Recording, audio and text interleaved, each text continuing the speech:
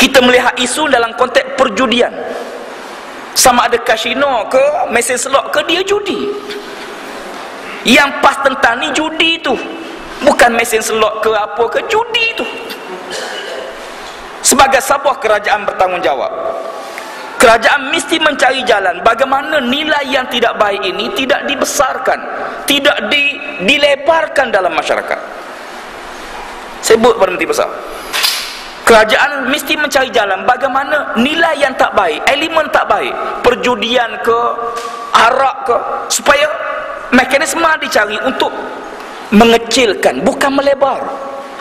Kalau kita beri lesen, berarti kita melebarkan lagi, kita menggalakkan rakyat kita berjudi, walaupun dia bukan Islam.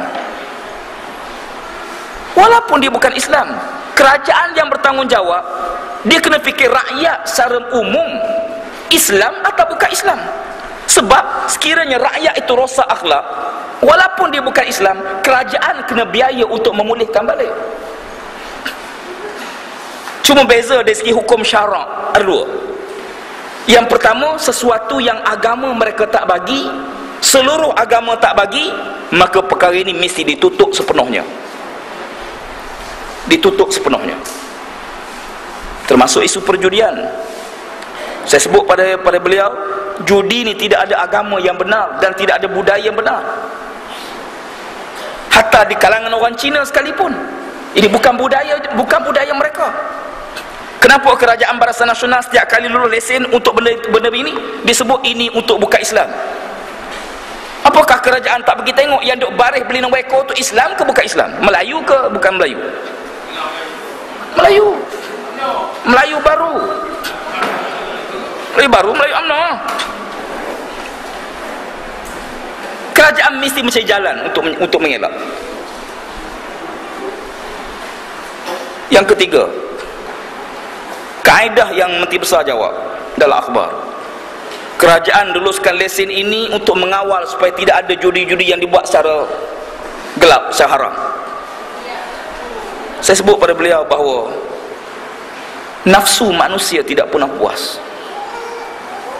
Kaedah yang Menteri Besar sebut ini diguna berpuluh tahun di barat.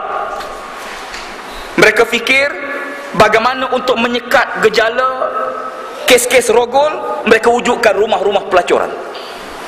Dengan alasan bila ada rumah pelacuran, orang tidak akan kes rogol, akan tak ada. Lalu mereka wujudkan rumah-rumah pelacuran. Diiklan pelacuran di barat.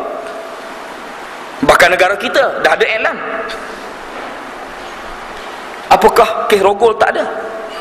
Ternyata bahawa dengan wujud pusat ini, rogol makin meningkat. Kenapa? Nafsu manusia tidak pernah puas. Makin dijamu nafsu, makin kuat nafsu tersebut. Demikian juga judi. Kadang-kadang kita fikir UMNO ni diingatkan, dia buat maksiat ini macam tandas awam, tuan-tuan. Takut orang buang air merata-rata, buat tandas awam. Siapa nak buang air, pergi situ. Ini bukan isu tandas awam. Judi ni tuan-tuan, wujudlah berpuluh pusat judi pun, orang luar tetap akan berjudi. Sebab itu kerajaan mesti jalan untuk menutup. Dia ada dua ya tuan-tuan. Kerajaan mesti menutup pusat judi. Kerajaan mesti menutup pusat perjudian. Kenapa? Rakyat mesti dibina pemikirannya, rakyat mesti dibina akhlaknya. Kerana kalau sekiranya rakyat rosak akhlak, kerajaan kena keluar kos memulihkan balik perkara tersebut. Tetapi kalau perkara itu dibenar oleh agama mereka, budaya mereka, itu soalan lain. Kita pernah sebut dalam Dewan, apakah kerajaan nak jaga hati 2-3 orang tokai judi, akhir rakyat beribu yang rosak akhlak? Tak boleh. Kaedah yang digunakan oleh Barisan Nasional memang kaedah yang mengarut. Akhir sekali dalam ucapan saya sebut, Yang Menteri Besar, sekiranya Datuk Seri meluluskan premis perjudian ini, Datuk Seri akan jawab depan Allah nanti di hari akhirat. Seluruh orang yang berjudi, sehinggalah pusat judi ini ditutup. Kalau 10 tahun dibuka, Datuk Seri akan menanggung dosa 10 tahun tersebut. Membuka judi mudah, menutupnya tidak semudah kita buka. Kita kena ingat, kita akan jawab depan Allah nanti di padang mahsyar. Pas kita menegur ini atas sifat kita sayang. Dalam Islam ni, kita melihat umat Islam kena sayang pada saudaranya dunia sampai ke akhirat. Setelah saya pun serahkan memorandum, dia pun terima. Dan satu lagi saya sebut, saya minta Menteri Besar menyemak memorandum ini dan mengangkatnya kepada pihak atasan. Dia pun dalam respon jawapan dia kata, saya akan baca memorandum ini dan tengoklah kalau sesuai nanti saya akan angkat. Tapi walaupun saya nak sebut bahawa kerajaan ada mekanisme, ada kaedah mengawal benda-benda maksiat ini. Kita guna kaedah ambil yang paling ringan mudarat di antara dua yang mudarat, daripada kita tak bagi nanti orang, maksud beliau dia berata-rata berjudi, akhir kita bagi supaya kurang mudarat. Kita guna satu kaedah usul fiqh. Saya ni tuan-tuan tidaklah alim sangat usul fiqh ni, tapi saya tahulah, saya belajar. Memang di sana ada satu kaedah dipanggil akhafud darurah ini.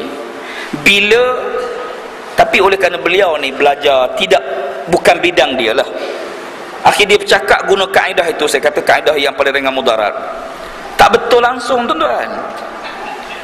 Kaedah akhafud darurah ini ambil yang paling ringan mudarat di antara dua yang mudarat. Maksudnya sekiranya ada dua mudarat depan, dua-dua ni mudarat, yang kita wajib pilih salah satu. Wajib pilih salah satu di antara dua yang mudarat ini. Maka ambillah yang paling ringan mudarat daripada yang besar mudarat. Dalam kes judi, mudarat ke kalau tak berjudi tuan-tuan? Takkanlah tak berjudi timbul mudarat. Yang kita faham, berjudi itu mendatangkan mudarat. Yang kedua, tuan-tuan belajar kaedah usul fiqh.